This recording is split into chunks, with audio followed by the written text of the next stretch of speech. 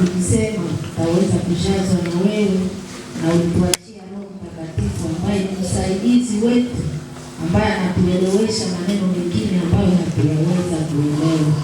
Hivi tunataka asubuhi ya leo kuzungumza na roho ya kila mmoja wetu.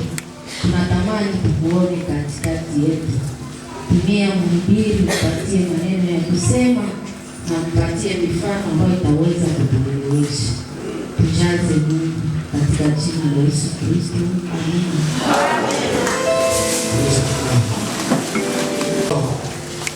Wageni hawawezi kuingia hapa, ni wa dini zingine, lakini ulitamani ama ulialikwa ukatamani kuingia hapa kuweza kushiriki.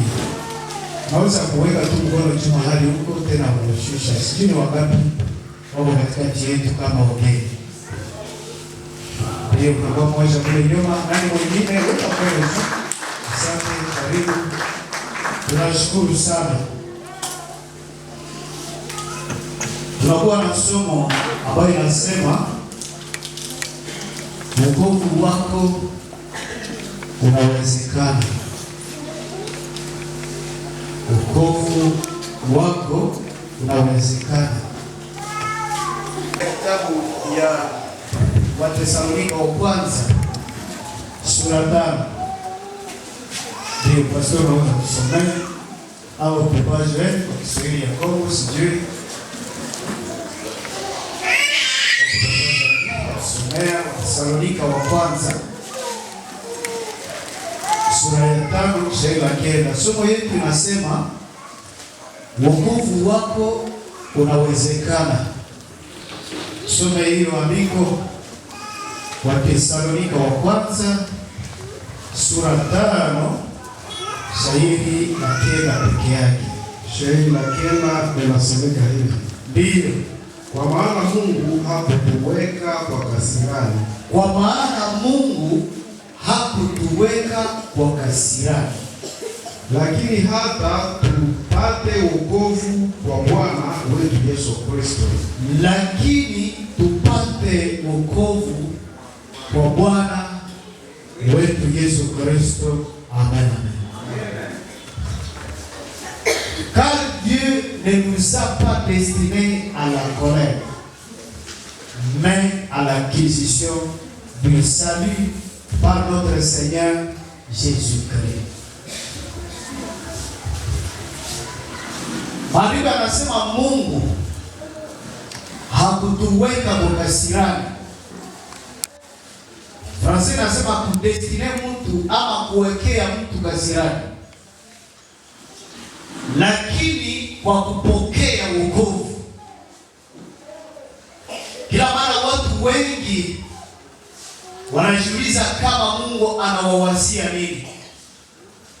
Sema Mungu ananiwazia nini? Hawajui yenye Mungu anawawazia. Lakini andiko nasema Mungu hakukuwekea ama kukuwazia kasirani, lakini upokee wokovu wa Yesu Kristo. Wengine wamedanganywa ama kudanganyika kama wokovu ni wa watu fulani. Wengine wanazania wokovu ni wa matajiri, sababu wao hawana mahitaji pengine. Na watajiri wanafikiri wanaostahili kupokea wokovu ni maskini. Na wengine tunazania wokovu ni wa wazungu, na pengine wazungu wanazania wokovu ni wetu sisi weusi. Lakini Mungu anataka kukuambia asubuhi ya leo kwamba hakukuwekea kasirani, lakini anachotaka ni wewe kupokea wokovu. Ile ndio mawazo ya Mungu juu yako. Nilitaka katika ibada hii nafsi yako iweze kutulia, ukijua kwamba Mungu anachokuwazia iko wokovu. Il ne nous a pas destinés à la colère. Hakusema wale waangamie, lakini anataka kila mtu apokee wokovu kupitia Yesu Kristo. Amen, amen. Ulizo yetu ya kwanza nasema maana ya wokovu ni nini? Kusema wokovu ni kusema nini? Jibu kubwa ni kwamba wokovu ni kupona toka hatari ya dhambi. Kwa ufupi, ile ndio maana ya wokovu. Wokovu ni kupona toka hatari ya nini? Kwa maelezo machache, ile ndio maana ya wokovu. Maana ukisema nimeokoka, inamaanisha kwamba unatangaza kwamba ulishapona hatari ya nini? Tumesoma Jean chapitre 3 verset 31, 32 na verset 36. Kama Yesu alisema nini? Yohane sura ya 8. Yohane sura yake ya 8:31. Ndiyo. Basi Yesu akawaambia Wayuda wale ambao walimwamini. Yesu akaambia wale ambao walimwamini, kama mkikaa katika neno langu, kama mnaikaa ndani ya neno langu, ninyi ni wanafunzi wangu kweli. Mtakuwa wanafunzi wangu kweli. Nanyi mtajua kweli. Nanyi mtajua kweli. Na kweli itawaweka ninyi huru. Na ile kweli itawaweka ninyi huru. Walimjibu, tu uzao wa Abrahamu. Wakasema, hapana, uvuke 36. Vuka 36. Ndiyo. Kama mwana basi anaweka ninyi huru. Kama mwana anawaweka ninyi huru. mtakuwa huru kweli. Si donc le Fils vous affranchit, vous serez réellement libre. Amen. Sema kila mara tunaposema wale ambao wameamini wataenda onana na Joel pia na Papa Bireo kusalo. Wengine wanasema si tu nilishaamini na Mungu alishajua kisi nilishaamini na anatoroka na kataka enda. Lakini niwaambie kisi tulivyokuwa wenye dhambi waziwazi na kuokoka naye, tunaokoka waziwazi. Tunaokoka wazi, haiko ya maficho. Na hapa Yesu amemaliza kuhubiri, kisha anaenda ikala na wenyewe waliamini. Amen, amen. Anaikala na wenyewe waliamini, anaongea nao maneno mengine yenye hakuambia mwingine. Nawaambia kama wanaikala maneno yangu hii yenyewe ni baadhi, utakuwa wanafunzi wangu kweli. Kitu ya pili, utajua kweli, na ile kweli itafanya nini? Nasema Mungu ndio tunasita nasema kama tu mnaniamini, mnafuata maneno yangu, huyu mwana mie mwana nikiwaweka huru, mtakuwa huru kabisa. Kukuwa huru, anasema mtakuwa huru, mtajua kweli na kweli itawaweka huru. Mitume walielewa ile neno na Wayahudi walielewa, kwa sababu wao walikuwa wanaunuaka watumwa. Ndio maana verset 33 alisema wakamshika, si tuko watoto ya Abrahamu, hapia kwa watumwa wa mtu yeyote. Namna gani unatuambia tutakuwa huru? Kisha Ibrahim akasema kila mtu mwenyewe anafanya dhambi ni mtumwa wa nini? Wakati tunasema maana ya dhambi, maana ya wokovu ni nini? Tunasema ni kupona toka hatari ya nini? Kwa lugha ya hii maandiko ni kukuwa huru mbali na nini? Huru mbali na dhambi. Walikuwa watumwa, na mtumwa ni mtu ambaye hawezi jipigania, ni mtu ambaye hana haki, ni mtu ambaye anatumika kazi hata kama hazipendi. Lakini wakati tunapokutana na Yesu, ndio tunaita wokovu. Tunaokolewa ama tunapona toka utumwa, toka hatari yote ya dhambi. Niliandika hatari za dhambi zenye tunapona ndani yake. Sema hatari ya dhambi lakini ni nini? Wewe tuko na problemu kila mara wakati tunafundisha. Inafika kwa muda tunashindwa kuelewesha matendo zingine. Tunasema hatari ya dhambi tunachia pale. Ama kuokoka ni kupona toka hatari ya dhambi. Kisha mtu anaenda anasema kupona toka hatari ya dhambi. Sasa dhambi ni nini? Nilipenda nieleze hatari ya dhambi kwa maneno madogo kwamba hatari ya kwanza ya dhambi, dhambi inatenga mtu na Mungu wake. Amen, amen. Ninasema dhambi inafanya nini? Inatenga mtu na Mungu wake. Ile ndio hatari ya kwanza ya dhambi.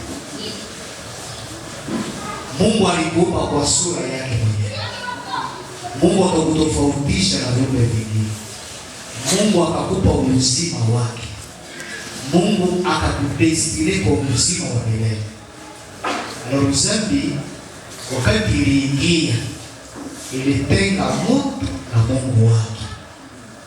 Iko kisi dhambi inaweza tenga mtoto na mzazi wake. Hakuna mwenye anaweza zana mtoto kisha amuzane kwa kuishi barabara. Hapana.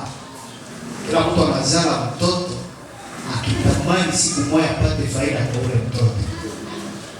Ili hatari ya kwanza, dhambi iliteka mtu na Mungu.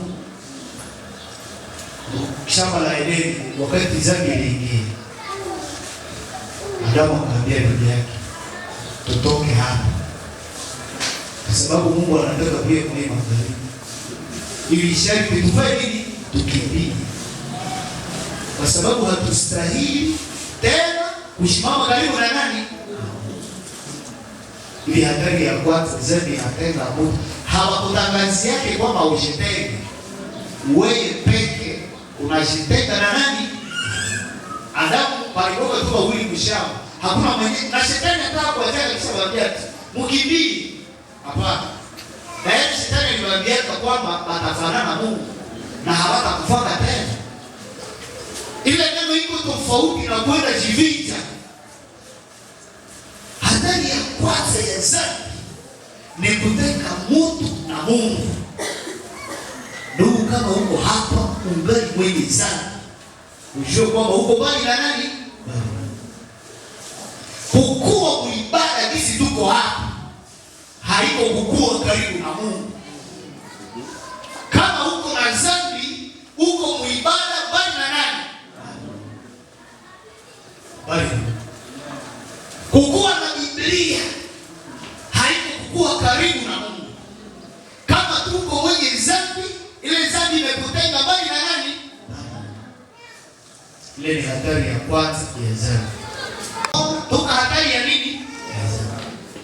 Maana tunapoamini Yesu unakuwa umerudia karibu na nani? Karibu. Hatari ya pili ya dhambi. Dhambi ni adui yako wewe mwenyewe. Dhambi ni adui yako wewe mwenyewe. So inapokutenga na Mungu, inakrea uadui kwako wewe mwenyewe. Wewe peke unakuwa adui yako. Soma hii andiko katika Methali sura 6 aya 27 na 28. Wakati unachukia Mungu, unatangaza kwamba unapenda kufa. Wakati unakosea Mungu, anasema unakuwa unakosea nafsi yako wewe. Ima kusomea Methali sura 6 aya 27 na 28. Methali 6:27-28. Ndio. Mtu anaweza kutia moto kifuani mwake na mavazi yake hayateketezwi. Au mtu anaweza kutembea juu ya makaa ya moto na miguu yake haiungui. Anasema quelqu'un mettra-t-il du feu dans son sein sans que ses vêtements s'enflamment? Quelqu'un marchera-t-il sur des charbons ardents sans que ses pieds soient brûlés? Anasema dhambi ni adui yako wewe mwenyewe. Ndio hatari ya pili ya dhambi. Kisha nani mwandishi Salomon atuuliza, mtu anaweza tia makala moto hapa mkifua yake kisha ibakie pale na isilunguze nguo? Ndio kesho. Wala unaweza tembea juu ya makala ya moto kisha ile makala ishinde kukulunguza? Ninaweza shida ni hapa. Dhambi iko adui yako wewe mwenyewe. Alitaka sema hauwezi fanya dhambi na ile dhambi ishindwe kufanya kazi hiyo ya mwili yako. Dhambi inafanya kazi karibu 3 hiyo ya mwili. Kazi ya kwanza inaua nafsi yake mbele za Mungu. Kazi ya pili inaharibu na mwili yako waziwazi, maharibu. Kuharibika yenyewe tutaona na macho yetu. Ya nafsi tunakuwa hatuyaiona, lakini ya mwili tunaiona. Dhambi inafanya kitu cha tatu, inaharibu na uhusiano wako, relation yako na watu wengine. Dhambi inachafua nafsi. hauwezi kunywa pombe ishindwe kufanya kazi yule ya mwili yako. Hauwezi fanya uasherati tena wanakudanganya ikitabakia vierge. Hauwezi vuta bangi na ubakie mtu timamu. Hauwezi tukana na ubakie na fadhila zako. Kutukana inamaliza fadhila ya mtu. Anasema ule mama na iko kunivo ya kutukana vile wengine. Sikuwa na kuanzia hivi. Kisha watu wanakudharau. Na wakati ulikuwa unasema maneno Mungu anatukana, watu walikuwa wanacheka, unawaza kama umefanya kitu kizuri. Lakini kumbe huko unajidharaulisha. Basi hauwezi kuwa na vuta mashisha na kuvuta bangi na kuwaza kwamba itapitaka inapesi. Hapana. Tutaonaga kisi taharisha mwili yako. Akili yako itavurugika. Itavurugika. Kawana itatembea barabara ushakuwa unatembea hivi. Ushafikise macho. Wanasema sasa liko high ground. Iko mzuri. Sasa wewe unaenda bila kugeuka. Liko na mbona gani? Umebangi ilishafanya nini? Ilisha. Lakini wakati ulivuta niwaambie, makosa yote haina madhara mabaya pale. Wakati inatumikiwa, wakati inafanyiwa, kwa ile wakati inakuwa kama iko utamu. Lakini madhara yake yanakuyaka leo. Huko madhara mengine inaweza kuwa pregnant, huko madhara mengine inaweza kuwa pregnant, huko madhara ya denza, huko madhara ya senga, huko na madhara ya bisa. Huko na madhara yenyewe wewe hautashiriki, lakini watoto watashiriki. Ile nayo iko. Ni sawa unafanya dhambi. Unajua kwamba iko adui yako. Bali fisa unanigia mama yako. Unakuwa na kiburi. Usiwaze itatesa mama yako tu. Na wewe itakutesa.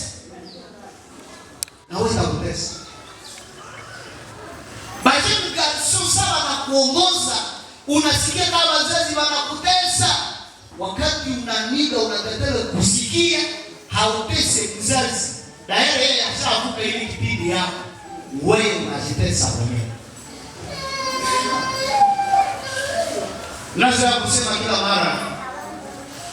Wakati mnafanya wasika wanafanya uasherati na wagaso wanafanya uasherati, hata kama haubebe mimba unaonekana kama uko mzuri na kama uko mbarikiwa.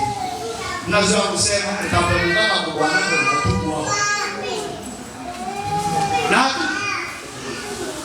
Bwana atakuuliza tulikuwa na wewe ulipokuja. Tukabatiziwa pamoja. Na kuna kama ulipotezeka ubikira. Ulipotezeka upelekwa mkanisa. Na utapemukaka na tuko na ushamaliza na kuomba. Na ushaka wakukata.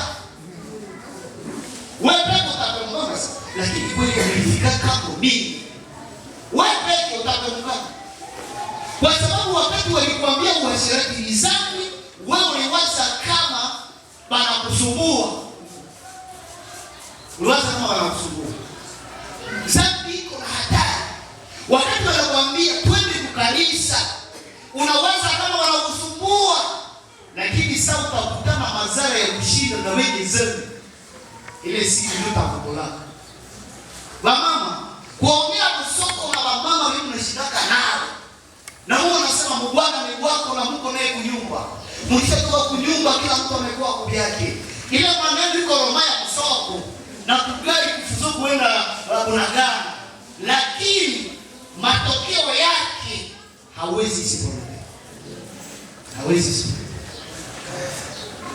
Baba sana nakwambia kutoka jamii baba wanaenda kukilia. Ama baba mzima hagai mwaki kuzidia ile mwanamke atakonea. Unafika kwa wengine kama mke wa kuheshimiwa. Ile maneno unakuwa unasikia na unakuta madisi wameikofirme wewe peke tu huko mwani. Kisha unawaza kama ushabadilika. Pita tu mwenda nje, kesho utasikia mwili wako. Dhambi ni adui yako wewe mwenyewe. Anasema hauwezi kanyaka makala na uwe sifa. Tutarudia. Usicheze na dhambi, iko adui yako. Kitu kingine, dhambi inaweka uadui na watu wengine. Roma chapitre 1 nasema tena tutasoma mpaka 24. Inasema walipojua Mungu hawakumtukuza kama nani? Kisha akasema wakakuwa bure katika akili zao, wakafanya makosa yote. Mungu akawaacha wafanye makosa. Kisha neno natafuta, anasema wakaanza kuharibishiana adabu wao kwa wao. Dhambi haiachie kuletuire moto kipekee, inaletuire na relation. Mungu alipoona watu katika vinywa vyao wanasema wanamjua Mungu, lakini hawamtukuzi kama Mungu katika maisha yao, akawaacha. Na Mungu akikuacha, niwaambie Biblia, Mungu watu wenye Mungu aliacha. Mungu akikuacha, anasema kwanza mara mnafanya makosa yote, na kitu ya pili mnaharibishiana adabu. Nini? Kwa nini? Mungu aliacha Kaini na hawezi ngoja aliingia Kaini alifanya. Alimuua ndugu yake na akakuwa na kuraji ya kuongea na Mungu kumwambia, "Esko nilifanya niwe mchungaji ya ndugu yangu." Muimagine kurudishia vile Mungu kama anayeambia mamake nini? Mungu namrudishia, "Ulinifanya kuwa mchungaji ya ndugu yangu." Mwenyewe anajua kile Mungu. Kisha mama yake kila mara kuko matendo, kuko vitu vyenyewe vinaonyesha huyu Mungu alishafanya nini. Na Farao naye Mungu alinyamaza. Kasema sawa, wafanye nini nataka. Mwingine mwenye Mungu alinyamaza iko Ahaba. Na wale watu mpaka Ahaba wanasema ni mfalme mshitemu Biblia. Ahaba Mungu alinyamaza mpaka nilishangalia na kitu kingine moja wafanye. Mungu akakubali na pepo wachafu wale wanadanganya. Kumbe Mungu anatumia tu na mapepo. Hizi pepo zenyewe za tena ndani na sitomei. Mungu akaikana mkikao yake. Ahaba atakufa na muda gani? Atakufa aje? Kisha kulelewa mlikuwa msha asema mlikuwa msha kia pepo moja. Hizi ndio kana kula mkono. Yeye ndio na watu. Wazo hiko nipatie kwanza wao. Anasema mie niko na watu. Mie na Mungu. Utauza ati tena nafaa niko naenda panda bongo kwa profeta yake. Kisha ataenda kuile bongo Mungu asema ile wazo yako na baba. Mungu akakubali wazo ya pepo. Na akasema enda tulishia akili yako. Biblia inasema ile pepo ilishuka, Ahaba alikuwa na waprofeta ikata sasa idadi. Pepo ikawajia za bombo. Ikawaambia mtabiri kusema mfalme anaenda kuvita na atashinda. Ile ndio mwambie mfalme. Sasa wakati waliita watu waende kuvita, Ahaba ameambia Safati twende kuvita, tunaenda pigana na hawa watu. Kisha Safati yeye akamwambia Mungu akamuuliza, hatuwezi enda bila kuuliza Mungu. Akasema mimi kama waprofeta akasema waulize. Kaulize, tuende tutashinda. Kwanza akasema ufalme uishi milele. Upande mnashinda wale watu mtawapiga. Sema wapili nani? Wote wakasema tuko mawazo kiso kuru, wote mikono hiyo. Wewe utashinda. Sababu anasema watu wote mara kwa kuipiga tutafute mwingine profeta. Eske hakuna mwingine? Anasema kuko mwingine lakini Benyana tabiriki si wake kwake. Anasema ni nani? Anasema enda kuita Mikaya. Akamwita Kabuye. Anasema je, tuende tutashinda? Sema kwa ndio. Kwa mfano nasema unaona wasabati. Unaona ile gandaji gisi ameanza hapa. Ile gisi ameanza acha baadaye. Gisi tu ameanza. Anasema niliona Israeli na wako natoka kuvita kama kondoo wasio na mchungaji. Asi unaona wasabati. Nikwambia unatabiri ile uone akasema maana mchungaji ni mimi. Na kusomea ndio kondoo. Maana atamwambia mimi nalishakufia. Sasa mfalme akatoboka. Yeye Samaki akasema ndiye tukaendelea kujirudi. Acha bana huyu wa kufunga. Sema umwingie mprizo mpaka siku utatoka kuvita. Na ule akasema mkitoka kuvita na haikumie kuya. Akasema mkulishe na vitu vichungu. Ndio akapeleka mprizo mule asikule chakula ya bie. Lakini alikuwa na vieresi, anajua gisi yeye ndio amesema ni kweli. Yeye alivumbula gisi huko malaika wa giza wanaingia ndani ya watu. Aliloga kuvita na hakurudiana. Tuko watemwe ya watoto wengi ambao hawaenda kwa masomo sababu wazazi walikuwa walevi. Tuko watemwe ya manyumba zilizishakaisha sababu mama alikalia umalaya au baba alikuwa mwizi. Tuko watemwe ya wenyewe hawana viungo yao vingine walikatoa mikono sababu walikuwa mwizi. Tuko watemwe ya wenyewe wengine hawakuzala tena sababu walifanya umalaya siku za kutosha. Tuko watemwe ya wengine kuna masida sababu sida haikuloki maharani. Sida inaingia tu makosa. Tuko watemwe ya mababa wenyewe ishakuwa wenda wazimu sababu ya bangi. Tuko watemwe ya mazara ya makosa katika familia zetu. Tuko watemwe ya watoto wenyewe kwa barabara sababu walijitenga na wazazi wao. Zambi iko na hatari. Tuko watemwe ya makanisa ya kuisha sababu ya zambi. Zambi inaisha na mazara kanisa. Hapa kwa wajane huko chisomo chishafungiwa zilifanya huko kwa Yesu. Ule chirupa nini anadhani na tawaje? Chisomo kiko chiruma kishakuwa galeri. Ndipo ndio dini ya Mungu tulifanya galeri. Na mpaka leo ile alikuwa habari ya Biblia. Ni chirupa. Na haiko miaka mrefu. Ndio kupasula hapa barabara na huku tunatia kioski na imegafona inaanza alilia huku. Hapa tunauzisha telefoni za bei chini. Telefoni kwanza alilia haiombe mwaka. Ni safi moja tu. Ile hekalu tumeibadilisha kuwa galeria ya telefoni. Ubi kwa tora. Kwa katia ile kabati na telefoni kisha unakuwa naingia hapo kwa barabara mbili hapa na ingine hapa. Bila inawezekana. Zambi tu moja inatosha. Zambi inatosha.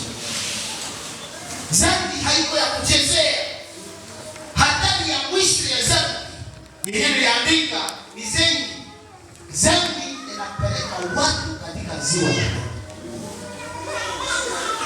Mshahara wake haiko mauti tu ya kukufa kwenda zikiwa, lakini tena ni kutukua katika ziwa la Mungu. Somee Ufunuo sura 21:28. Shairi la 8 linasomeka hivi. Ndio. Lakini wenye uoga ama hii uoga haikuoga kuogopa kiza. Haiko uoga kuogopa kwenda nje. Hapana. Ni uoga ya kuogopa kuokoka. Unaogopa kwa sababu unaogopa hapo inaweza anguka. Na wengine anaogopa sasa sema ninaogopa Kristo hapa kazi yangu inaisha. Ile uoga anasema wenye uoga wakufuata wasioamini. Wasioamini Francis sema by credit. By credit tena haiko iko Francis iko tenere iko yulu kutokuamini. Wasioamini mlugha ya Kiswahili pale tu inaachia pengine alisikia maneno ya Mungu limoya hakuamini. Lakini sasa anasema by credit. Maana ulishakabaliza mwaka huko ndio kuya hapo kabisa. Kisha unakatana kuamini maneno ya Mungu na kuangazia. Kisha tumesimama kukiti nasema wewe haunioni. Ile ndio incredulity, ukaidi. Endelee. Na wenye machukio, na wauaji, wenyewe wanachukia wengine na wenyewe wanaua wengine, na wazini, maana wewe wanakuwa na bibi ya pili, na wachawi, wanapea na wachawi kama maaina mingi. Kwa wachawi wewe wanaendaka nje usiku, kwa wachawi wakupatia watu madawa za kutumikia hapo, wachawi wakupatia watu madawa za kuzana. Anasema hichi mayani utakuwa na chikunywa mchai. Mwingine anasema kuna kunywa mayani masasi haitakupinga tena. Mtu alipa kile maono. Zamani na mvua. Pastor anapatia watu chai. Mayani masasi mabadi wakiingia tu mwa. Basi water pour. Nasema nataka nifanye kama mzalendo. Ile ni madawa za aina ile zote ziko tu msterio uchawi. Wengine wachawi wanasema kama maneno ya kufika. Akikwambia utaniona na njoo vile tu utaenda kwala na kukufa. Kiwanja mwekeje kiwanja usiku. Usiroe unasimama kiwanja unanao. Kisha ile mgonjwa itaishi. Ile ni siri ya uchawi. Kwa uchawi kuna masirini mingi. Sasa anasema na wachawi nao. Endelee. na waabudu sanamu, Endelee. waongo wote, Anasema na waongo wote, sehemu yao ni katika lile ziwa linalowaka moto na kiberiti. Anasema sehemu yao ni mziwa la nini? Ndio tunasema hatari ile ya makosa. Dhambi iko na hatari ya kupeleka mtu katika ziwa la nini? Kisha nasikia watu hakutaya wote. Anasema waongo. Mpaka Mwaroma anasema huko wewe wanaita waengineer ni maana. Waengineer ni maana yake ni wenyewe wanatunga uongo. Anatunga kitu. Anaeleza kitu kama ni kweli lakini ni uongo. Mama, uongo iko na hatari ya kutupa mziwa. Haiko kidogo ama kubwa. Hata kama mayuri ya mbia ni sadiki, wewe unajua kisi ni uongo. Ni uongo. Wengine wanaogopa kusema kweli tibasiomeshe vitu vyao. Lakini la verite afrashi, kweli inaweka mtu huru. Na kweli inaweza kukundia marafiki wazuri. Sema ule anasemaka kweli. Wanakuuliza je, isombe ya leo nasema iko ya leo ya sasa. Kwanza ulienda Irangura na wewe haujui hata kama waliimpress gani. Mbona useme kuna nini na Irangura leo? Basi kama balikata siku mara moja juu ikatakata kwa ile ya yulu kisha wasome kisi ilikatakatiwa imekatwa tu saa hii. Na wewe unajua kisi umeitosha msoko na wa msoko walitosha kituku na wa kituku walitosha Minova. Sasa haujui kama imetosha. Uongo iko na hatari. Anasema chuki. Unachukia mtu. Anasema uzinifu. Na wengine wamebadilisha uzinifu kuwa msaada kusaidia Mungu. Vile vile waliniambia kwa sababu nawaza tunasaidia Mungu kuchunga wanawake hao. Si baba tuko wadogo wanawake kama tuko wanawake watatu Mungu atachukua tena. Hebu tusaidie kuwachunga. Mungu hana pesa ya msaada yetu. Kwa sababu aliwaumba na anayua. Ili usipambane na kuingia kwa maneno ya makosa. Kwa sababu iko na hatari. Rudia sasa kwa Thesalonika tena turudie pale kwa Thesalonika wa kwanza sura 5. Huko makosa yenyewe unariki inaenda kizazi hata kizazi. Wakati unapatana na nguvu za giza kwa damu ama kwa maneno, wewe unaweza shindwa kukula madhara ya ile kosa, lakini watoto yako wataiba. Mizimu haikufake. Sasa unapatana naye wewe utakufa, mimi utabakia. Na itasema tulipatana na huyu baba, sharti watoto wake wabakie nafasi yake.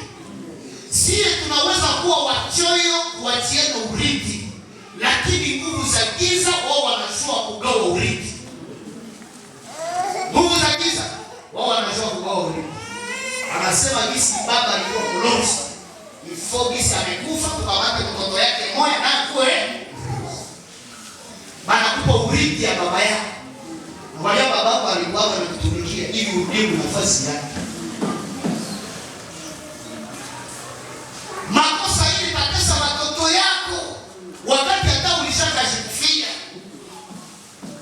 Wakati ushakufa, lakini misimu na kamata watu. Unaweza patana na maparsele ziko huku zenyewe alifanyia ndani yake masacrifice za makosa. Unahama unatoka pale unauzisha ile parcel. Mwenyewe atakuya pale anarithi ile na problem. Yeye na hakuwa haiko toka kufamia. Naja na muda zero ile ni maotisha wako. Na nakusha mbariwa kuna tulisisha makali. Sasa na polisi aenda. Ilimera kumbe muuza nyumba. Yenyewe anafanyaka kwa sacrifice ya giza. Sacrifice hii ilifanywa mkiwanja inaenda mpaka leo atapanga nyumba. Usifanye mapatano na sababu kuwaza vinaishia pale. Unakuwa umeangamiza linie yako yote na marafiki yako wanaweza shiriki kwa ile tabu na hawajui. Hii sasa iko hatari.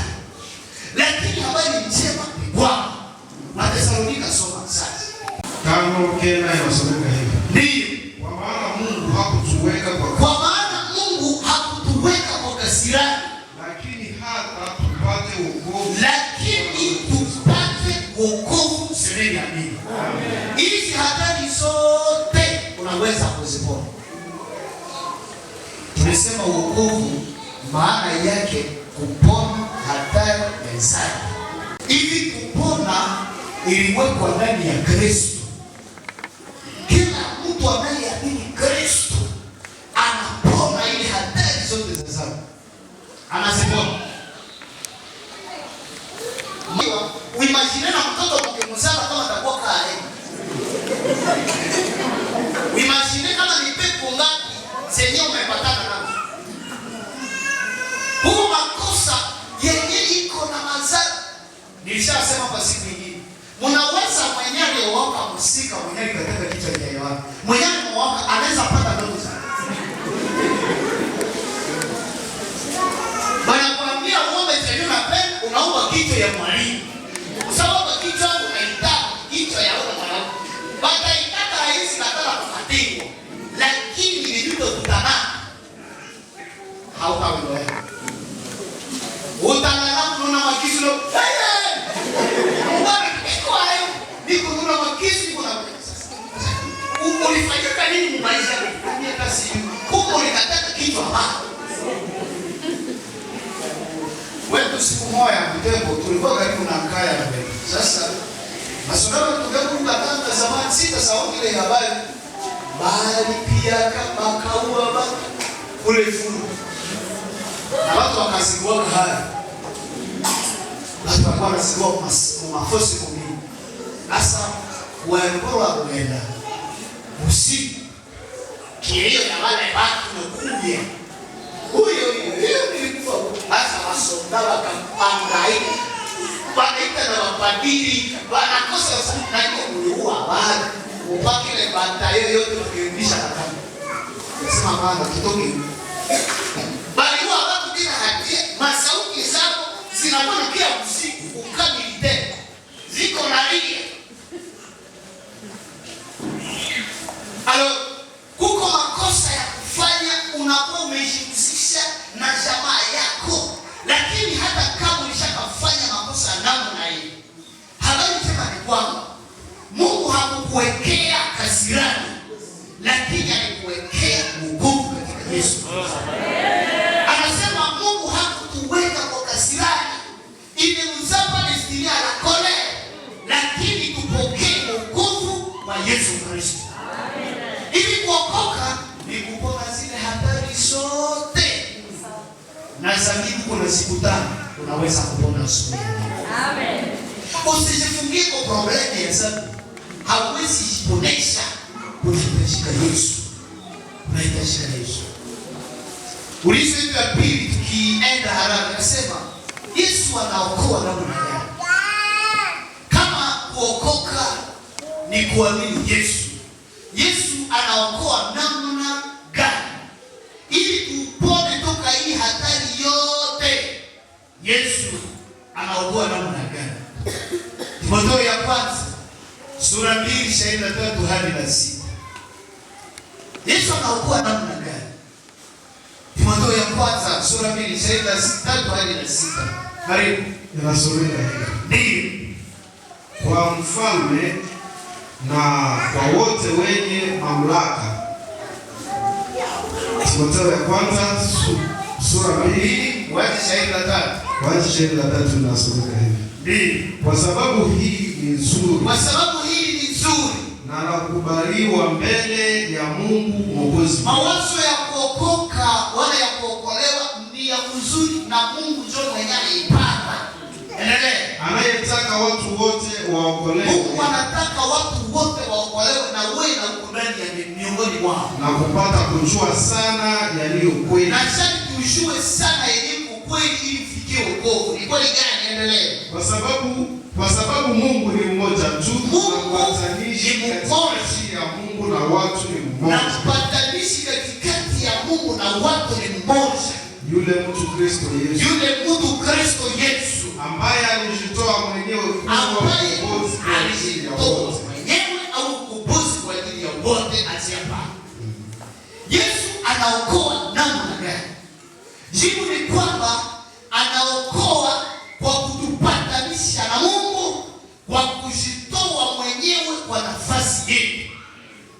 Maana yake mwanadamu alikuwa hapa na Mungu akakuwa hapa, wamefarakana, wamegabulana. Yesu akakia simama katikati yetu, akasimama katikati yako na Mungu. Anasema yeye wafarakanisha nini? Mungu anasema huyu alinifanyia kosa na siwezi kumsamehe. Yesu anasema kunahitajika nini ili asamehewe? Mungu anasema kunahitajika damu isiyo na lawama.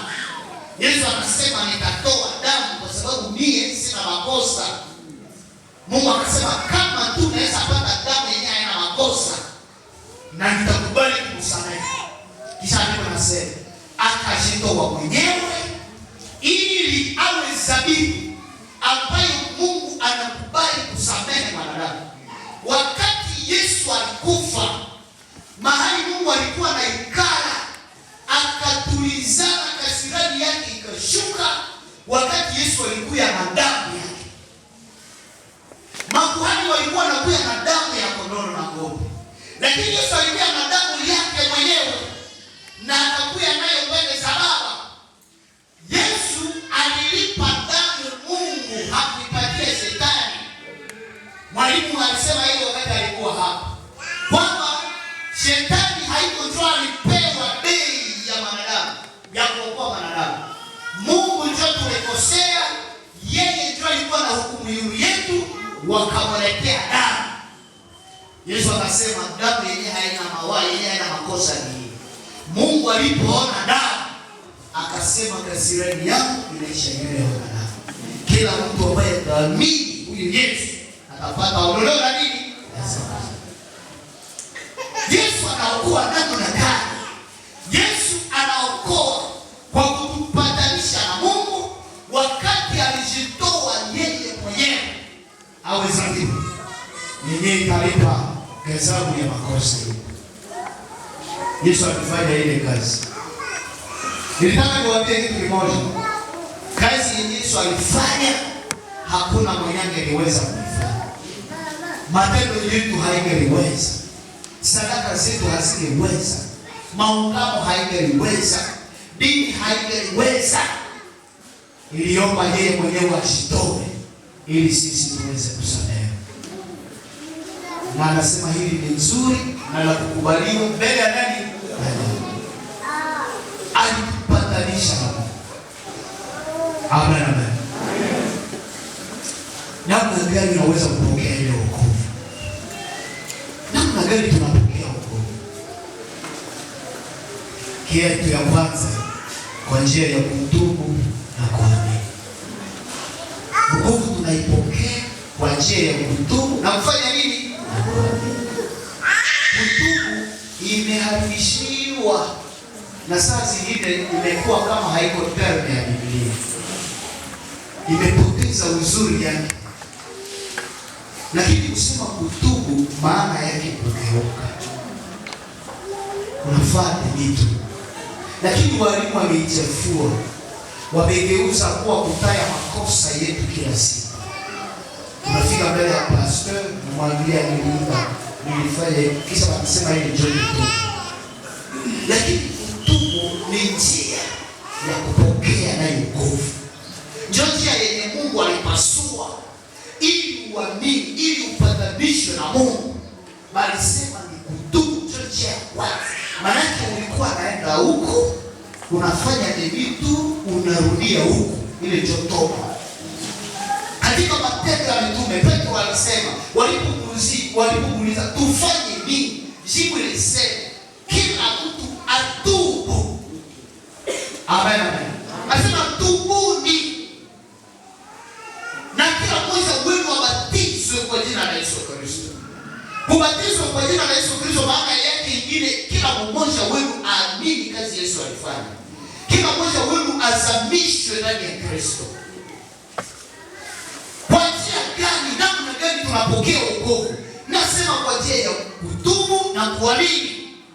Kutubu ni maamuzi ya kugeuka toka dhambi na kuachia maisha Yesu mwenyewe alipofia.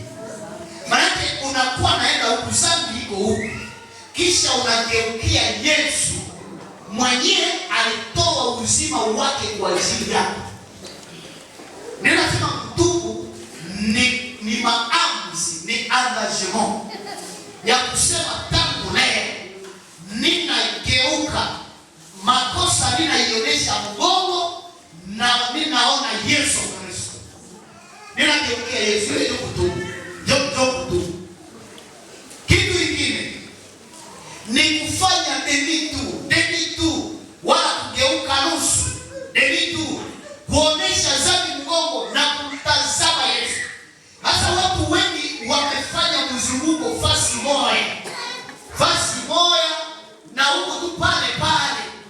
Lakini toba ulikuwa hivi, unageuka delitu, unaelekea Kristo.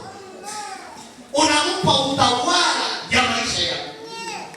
Ile ndio njia ya kwanza ya kupokea wokovu. Kitu ya pili, nimesema kutubu ni maamuzi, kufanya delitu. Kuamini ni kusadiki kwamba kifo ya Yesu ndiyo malipo yenye Mungu alikubali ili aweze kutuhurumia. Kuamini ni kusadiki sana kwamba kazi yenye Yesu alifanya ile ya msalaba, ile ndio malipo yenye Mungu alikubali ili asamehe makosa. Kueleza malipo, kwa sababu Kiswahili nasema Yesu alijitoa kwa ukombozi. Kusema ukombozi ni kusema ndio bei yenyewe unalipia mtu ili atoke mmoja. Mtu amefungiwa, sasa wanasema ifaa kulipe $3 tu atoke. Sasa unakuya na ile maguta.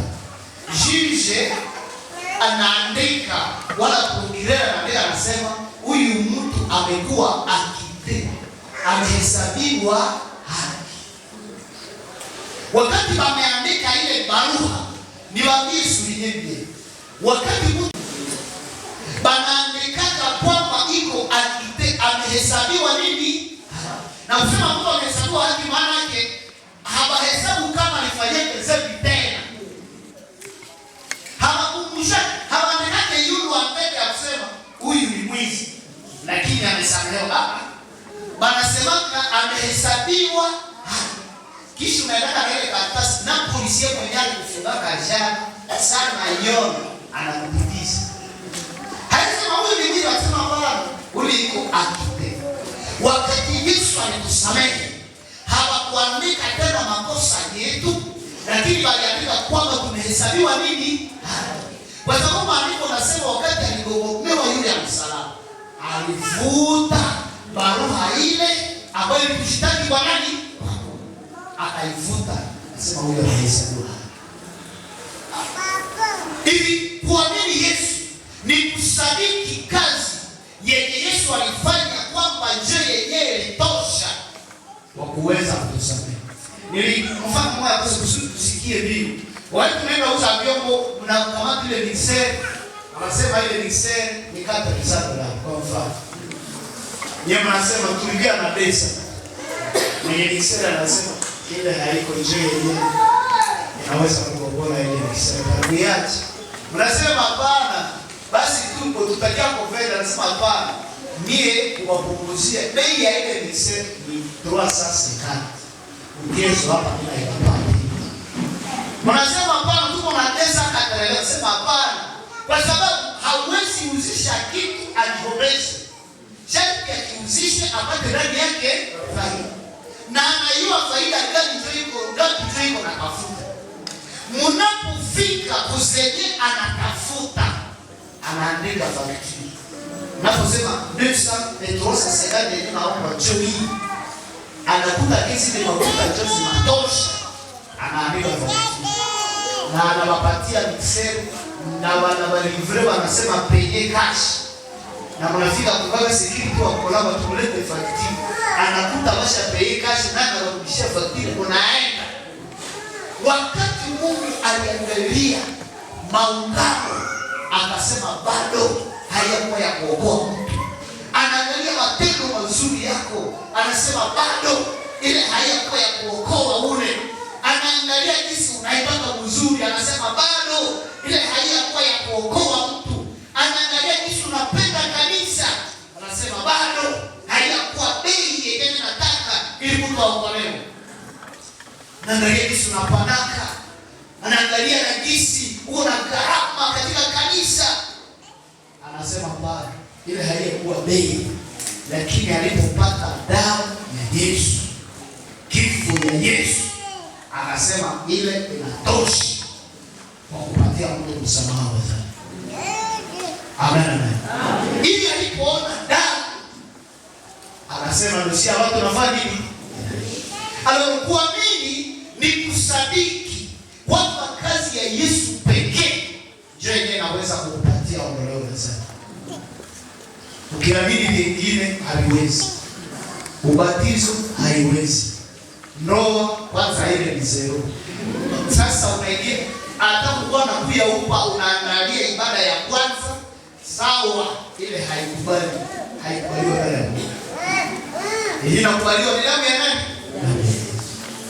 Kuamini na kusadiki ile kazi kwamba njoo yenyewe Mungu amepata, kwamba wewe hauna chenye unaweza kulipa. Basi kwa wewe mwalimu alituambia pastor Bese akusema hapa kama hiyo fasi nyingine wote kwa nani. Sema mtu alikuwa na radio yake. Sasa wakati balihubiri kule radio, sasa wakasema mtu mmoja ameokoka. Asema okay. Ule mtu ameokoka, manake pale na mimi makosa yangu yanazidika kwa moja.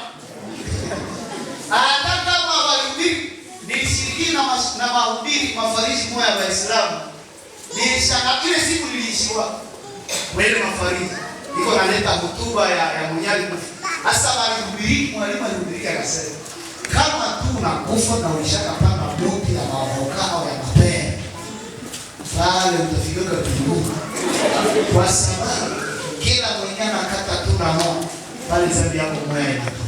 Kama mwingine atakata kwingine kilimo wanakata matunda, pale dhambi zako hizi. Asa kuimajinja wakunde watu ndio washakula matunda ya hizi na mboga. Maana Mungu shafuta makosa yake ngapi? Jua anasema Mungu hawezi fanya makosa hata makosa zenyewe zitatolewa kwa miaka yote hapo. Kukirimo kimwa kwa inaweza wewe kwa makosa. Inaweza kuwa mafuko mbipale, ile period. Silizabi. Na zingine zinaozeka chini. Sasa kwenye zile yako wewe makosa yako ndio. Wala anasema yote hizi tu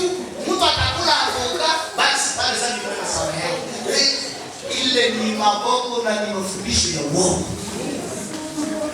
Njia ni moja ya kuokoa mtu toka makosa, iko damu ya Yesu. Tunapoamini ile kazi yenye Yesu alifanya, tunapata msamaha wa dhambi. Kuamini maana yake iko kuambia Mungu merci, ni kushukuru Mungu kwa kazi ambayo aliweza kuifanya jana. Ni kusema Mungu merci, ulifanya mzuri kuliko. Ni kusema Mungu ulifanya mzuri kuliko. Huko hatua karibu 3 za kuamini. Hatua za kuamini, hatua ya kwanza ni kukubali makosa yako.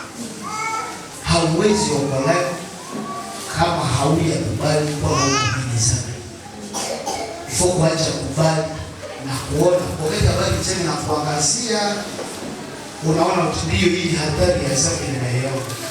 Na hii nayo dhambi ilifanya, maana yake nayo kuna hatari ya kutupa moto ya moto. Na hii nayo ilifanya. Aloro hakili yako kisha pata ile nuru, na wanakuambia kwamba Yesu alijitoa kwa sababu ya zile dhambi. Na kama unamwamini utapata msamaha wa dhambi. Hatua ya kwanza unaridhika. Unakubali kwamba uko kwenye dhambi. Hatua ya pili unakubali, ni unaamini kwamba Kristo wewe ndiye alikufia. Sema hii kazi ya Yesu alifanya mimi ilifanyika hivi hapa. Na kwamba hauna kila kitu chenye unaweza wewe. Sema hii kazi ya Kristo alifanya ilifanyika juu yako. Na mimi nilishaka kosa ya kulipa.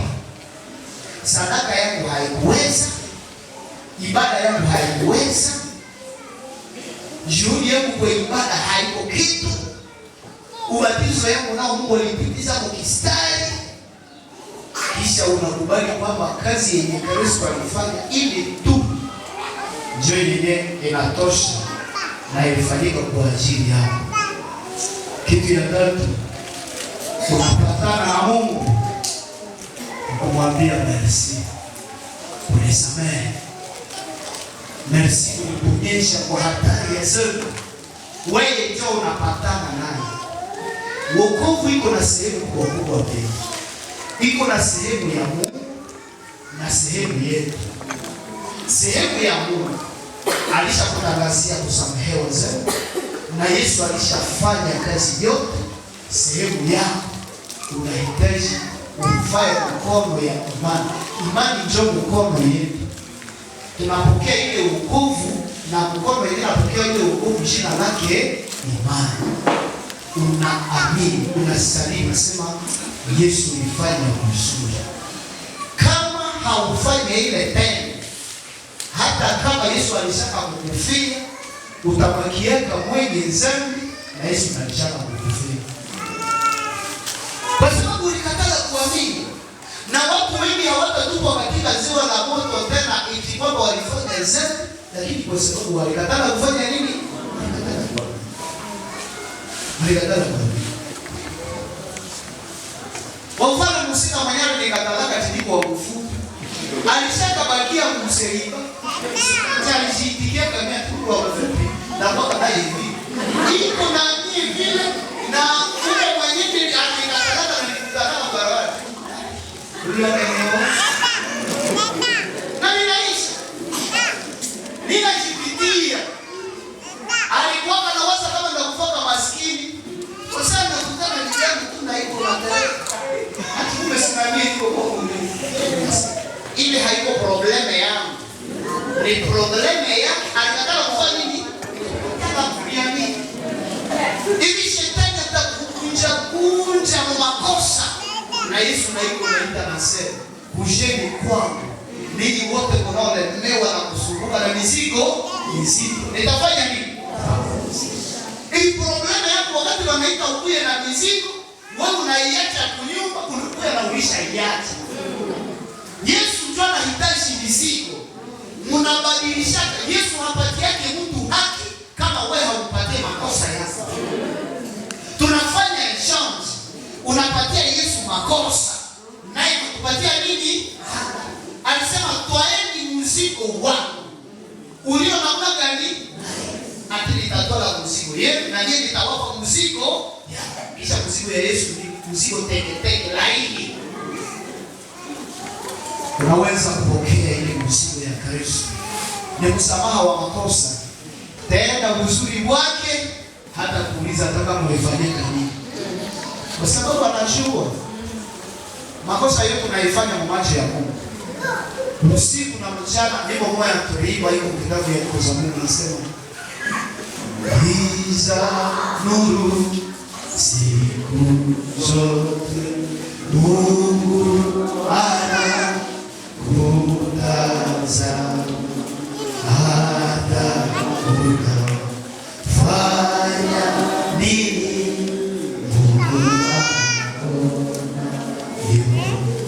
Mungu anaona hata nikiza pasha kisikia anashindwa kuitatua. Mungu yeye anajua. Na wenyewe huyo atokesha anajua. Ya kufanya ni kusema Yesu, ninakuja gisi nilivyo. Nipumzishe. Nimesikia kwamba Yesu alijitoa kunipatanisha na mimi. Ninakuamini. Ukifanya ile tendo utapona. Utarudia na pumziko ya milele. Amen. Usikatae kuamini. Ukataka kuamini ni kujisalimisha zaidi. Hatari za makosa za Yesu kulitaya zitakuwa hilo yako. Yohana sura 3:36 inawaza tu andiko ya mwisho ile kitabu ilisema anayeamini Bwana ana uzima wa milele, lakini asiyemwamini anasema kasirani ya Mungu nafanya inaikana juu ya maana unatembea duko chini ya kasirani ya nani? Unaweza acha ile kasirani ya Mungu kubwa ya roho na iweke pale. Tendo ni moja, ni kufanya nini? Hii hatua kusababisha. Ulifanyika nini? Hata kusababisha. Chukua na yeye sikia haya. Unasema kwa kulala mtu kwanza na best. Anaambia pastor nimekula. Unaweza nikula hapa na iko makosa yenyewe tunasikilia haya. Na yenyewe mwenyewe na ungama hapo anaiogopa. Na wengine tuliwaambia mtego tukasema na walimu wanasema mkio ungama na hauya mkosea. Anaungama akukosea wengine. Kia kuya ungama kwa masere ndio tutumie ili kuendelesha msimamo huu. Kama atasema tena zipi. Kama nataka kupeleka mkuze zipi. Kwanza kwa Mungu na niseta ili ndio. Hapa nasema ya kuhubiri maneno ya Mungu. Kwanza na wewe. Ukimwambia Yesu niambia nikie ungama. Ile ndio ya kukosea wengine haitokosea. Nakwambia usitume, hatukuhitaji utayekae makosa yako. Kutubu ni wewe kugeuka toka ile makosa na unageukia nani? Kristo. Haiko kukaa makosa mbele yetu. Hatuna pezo yao. Na yeye ukikuwa na itaya na tunaweza shindwa kwa mimi kama kushaka wako. Mtu yeye hajui yake sawa. Hiyo ndio unaona nilikuwa kanibanda na yeye na kurudi. Itafika hapo mali na kukosa kiasi. Nenda kwa ushauri yako. Mungu anahitaji mtu ugeuke na makosa yako utapata amri la sana. Amen. Amen. Tuombe Mungu. Baba Mungu, jina lako litukuzwe. Ambona leta msamaha ya dhambi kwa mwenyewe anakugeukia. Asante kwa sababu unachukua haya yetu, haukupatishe haya katikati ya watu. Usema makosa yetu unaihurumia sababu wewe ndio unaifahamu zaidi yetu. Asante kwa wababa wa mama fulani ambao maisha yao wameikuka, na asante kwa wale ambao asubuhi ya leo wanakuachia utawala wa maisha yao. Jina lako litukuzwe. Tukiwa katika hali ya kuomba, naweza kusema leo ninageukia Yesu kwa kusadiki kazi ambayo alifanya yule ya msalaba, kwamba ilikuwa bei ya kuniokoa toka mikono ya adui yangu shetani na kunipatanisha na Mungu. Naweza kufanya ile alama asubuhi ya leo. Naweza weka mkono wangu juu kusema leo ninapatia Yesu maisha yangu. Nani naweza kuweka mkono wake juu? Sema mimi nimesikia vizuri. Yesu ninakuamini. Weka mkono wako juu kwenye huko. Nikaomba pamoja na wewe. tayari kuamini Yesu. Naweza kuona hatari za makosa. Nani wa kwanza msimamo hapa? Weka mkono wako chini.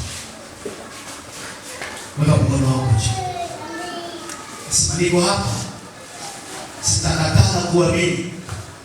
Nataka kukusamehe ni Mwokozi wako. Tena ambaye atahukumu kwa haki. Nani anasema niko hapa? Weka mkono wako chini.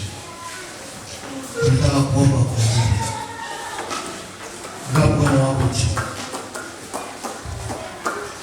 Na watazama wote. Ninajua ndani ya roho yako uko vita. Kwa unasema niamini nisemeni. Na pengine umekaa katika kanisa hili uko na makosa ya siri.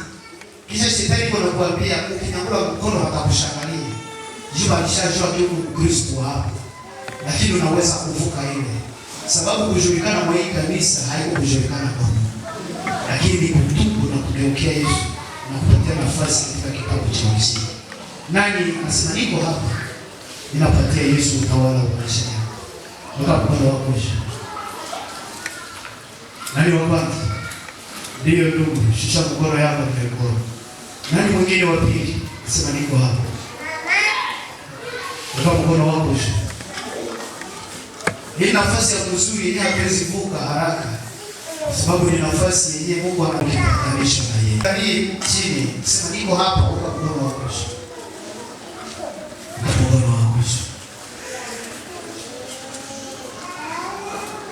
Ndugu mwenyewe weka mkono juu, simama nikupe. Mwingine naye simama. Simama na simama. Nikipatia maisha yangu Yesu. Ndio vile mtu anaongoka. Weka mkono juu na mboga tusawa alama bure. Lakini nakuwa imekufungua tena. Toka haya. Sema niko hapa. Nani mwingine anasema niko hapa? Sema niko hapa. Na usimama tu. Simama chini. Sasa ndugu. Nani mwingine? Nasema na mimi niko hapa. Sitakatalia makosa. Mwanjani kanyaona mkono yangu nasema na mimi ninaamini. Na unaweza amini. Usiangalie kuja kuamini watu hawalaganaki. Sababu na kukufa hatulaganaki. Na kufika mbele ya Mungu macho yetu tuone. Asante Mungu. Wapo wanasamehe makosa wale ambao wanakukaribia. Tukuzo wa ndugu hawa pale wanakuamini. Hawatuamini sisi. Lakini wanakuamini. Naamini wokovu ambao uliwapatia. Wazaidi ambao Yesu alifanya hivyo. Watunze roho wako wajaze na watembeze katika kweli yako. Tunaomba kwa jina la Yesu Kristo. Amen.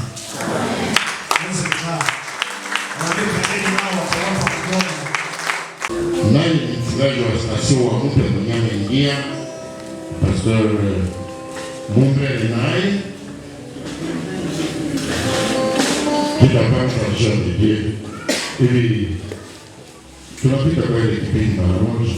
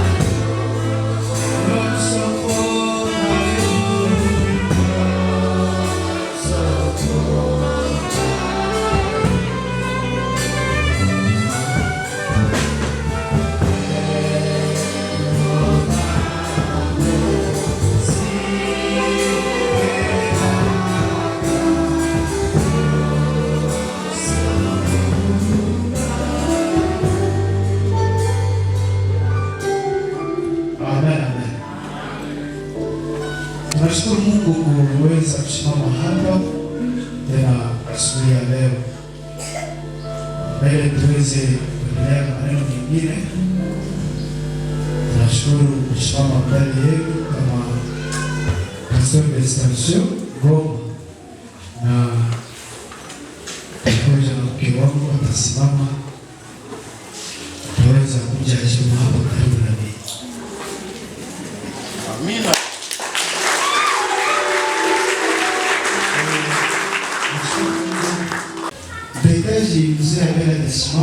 Kote Julia Faso, na mke wake alikuja, anaweza kusimama hapo mbele. Kila mara watu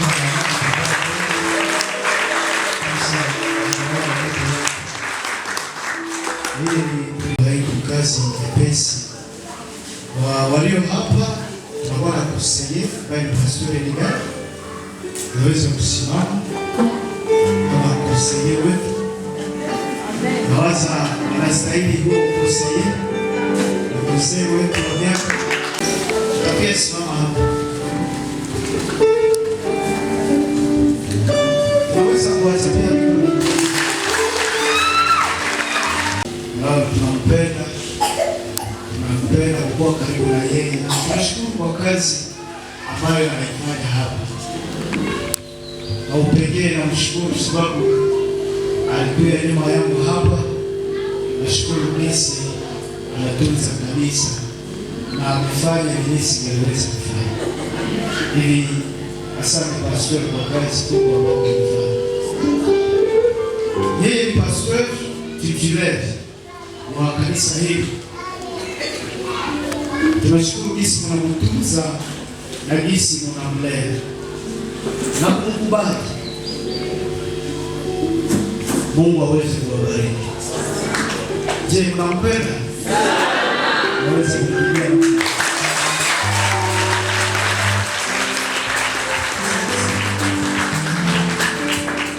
Tunashukuru leo uongozi wakubwa walitupangia kwamba wanampatia mchungaji makamu, yaani ambaye atamsaidia kwa kazi jinsi kufikiria alikuwa hapa. Tunakaribisha kwa makofi mazuri.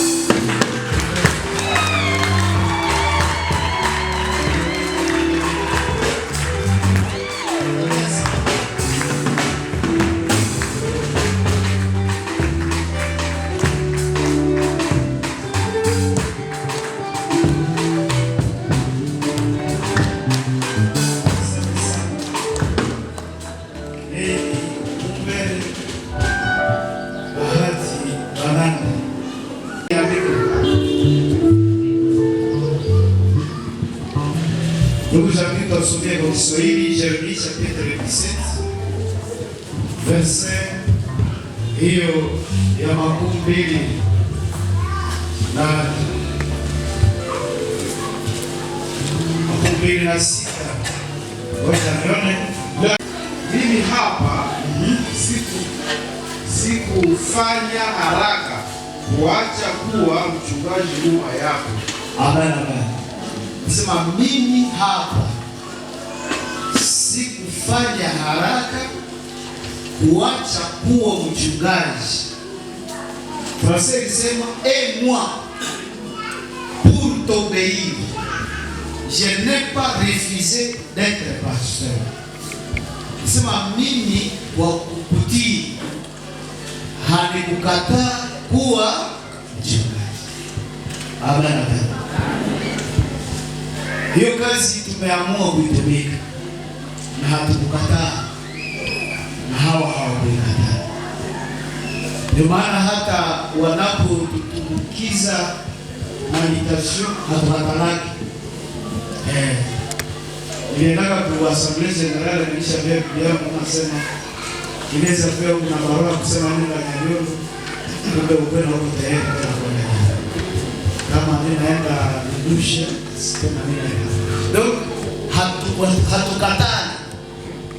Kisha na Pastor Bahati pamoja na Pastor Igari nao hawakukataa.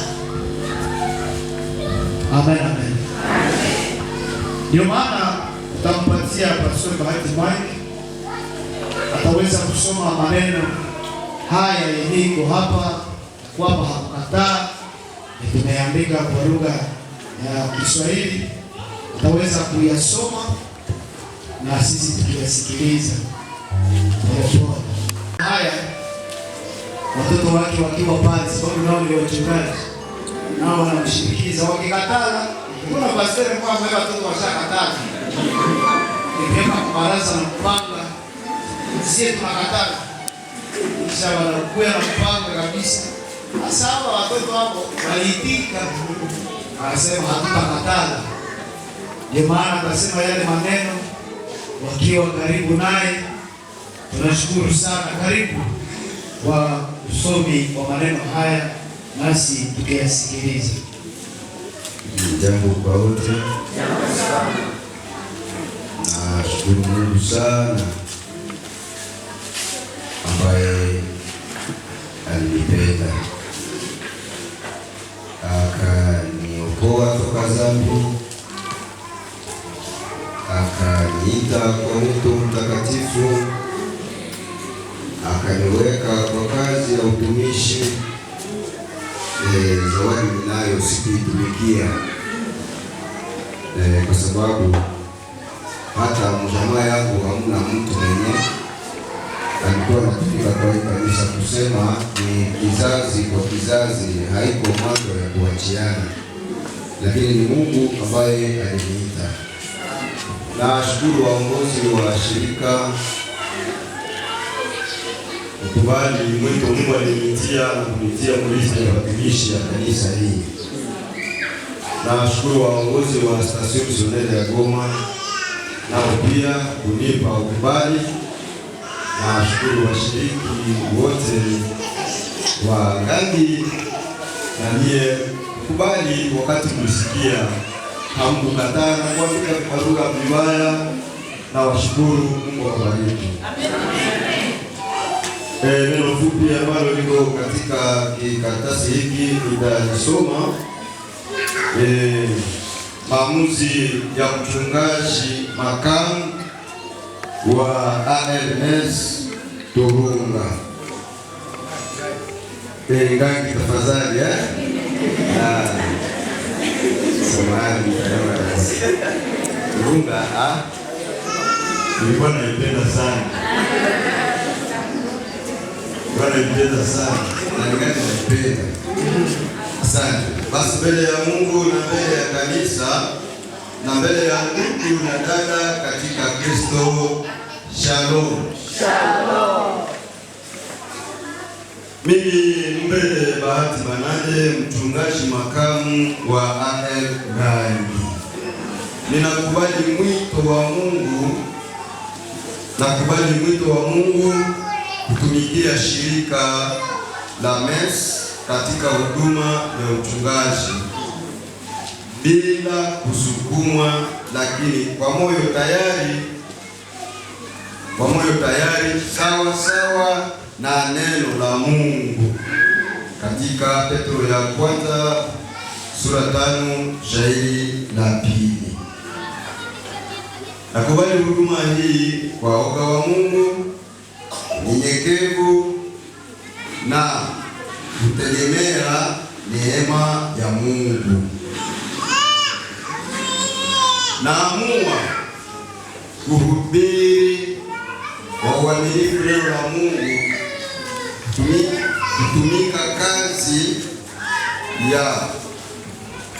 kutumika kazi ya ukuhani sawasawa na mafundisho ya uongozi wa kanisa, sawasawa na uongozi wa kanisa, kulisha kundi la Mungu na mapendo. Naamua kubariki viongozi wangu wakubwa, muombea na kuombea kanisa, kujilinda na neno lolote la kubomoa umoja na salama ya kanisa. Naamua kutafuta salama, umoja na tafadhali, naamua kutafuta salama na umoja na kukomaa kiroho ya kanisa, kutunza wadhaifu, kuongoza kwa upole bila kwa utawala wa nguvu. Naamua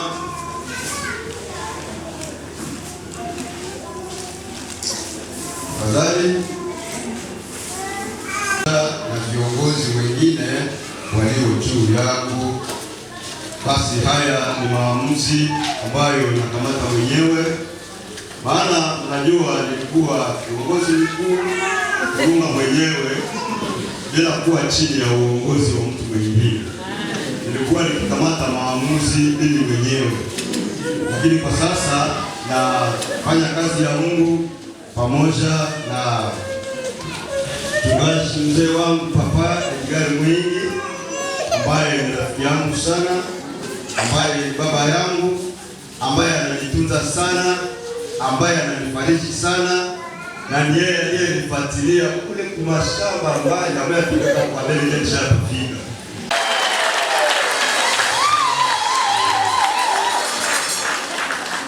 Ila ni neno moja lingine ambalo Naweza kusaidia.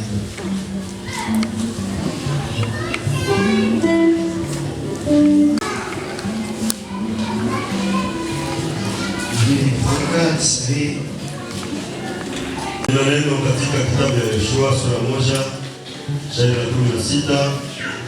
Ndugu ataweza kutuongoza kwa huzuni yenyewe, ni neno langu la mwisho. Yoshua 1:16.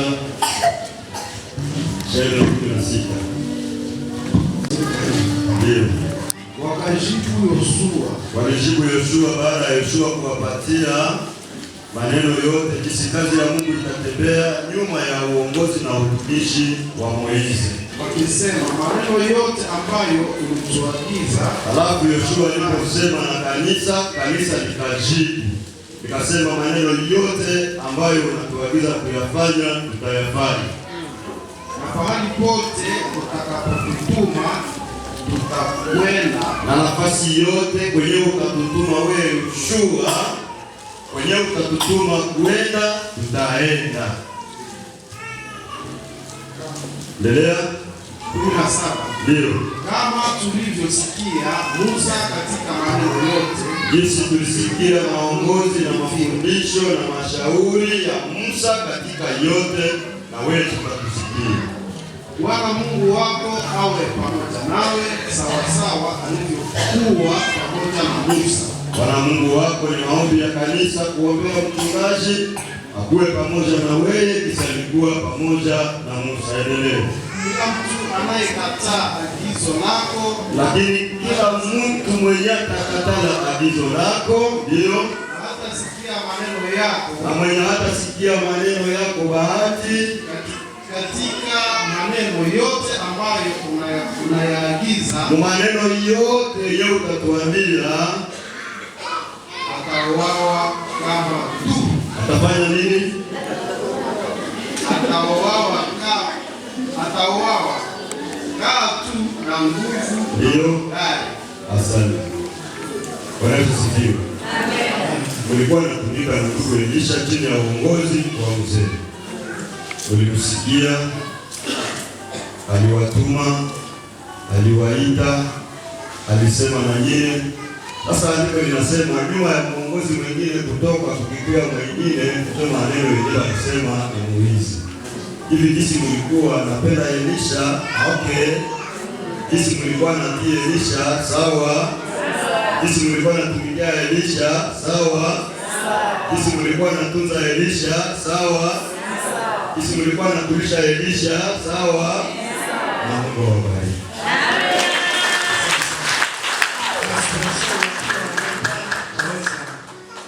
Usimama sote ili tuweze kuomba.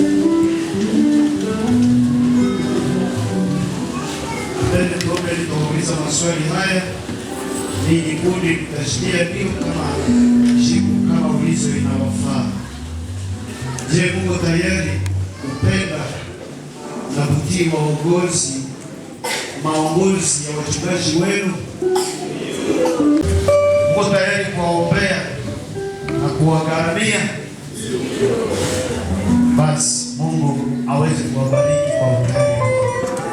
Ndio maana pastor baada ya kupiga magoti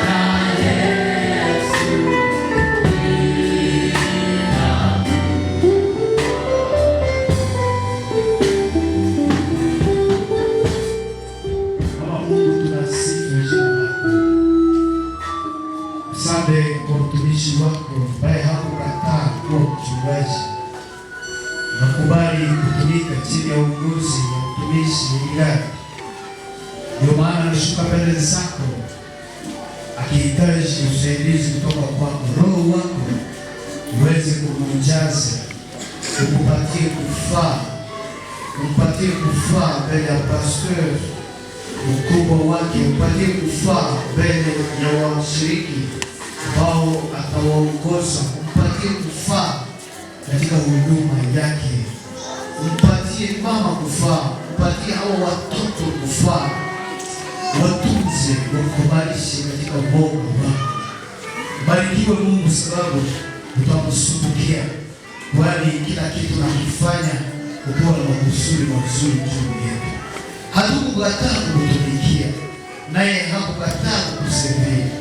Umbariki hapa Mungu, umupatie maoni kila leo, mpatie ujuzi, mpatie hekima ya kuongoza kila wazo, kushibia kila ulizo, kutatua kila gumu yenye inaweza kuwa juu yake. Roho Mtakatifu unatosha kumpatia ufunuo unaofaa.